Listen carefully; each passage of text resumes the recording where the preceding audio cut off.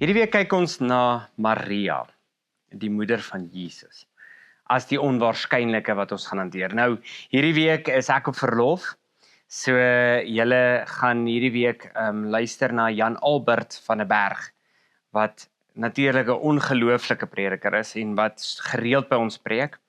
En hy gaan dan preek oor Lukas 1 en spesifiek dan nou kyk na Maria en die moeder van Jesus as die onwaarskynlike. En dalk net 'n vinnige agtergrond hier rondom die mooi teks daarvan kry ons in vers 28. Toe die engel by haar kom en sê hy, ek groet jou begenadigde, die Here is by jou. Sy was verbuisterd oor die woorde en het gewonder oor die begroeting wat dit tog kon beteken.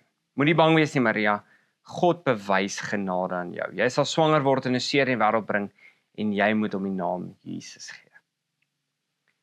Ek dink van al die persone wat ons hanteer het, is Maria seker die onwaarskynlikste. Jonk, ongetroud, iemand wat regtig omtrent nog niks van die wêreld weet nie. En die Here kies om deur hierdie besondere vrou te werk en haar die moeder van Jesus te maak. Deur haar in die wêreld in te kom. Mens te word deur haar.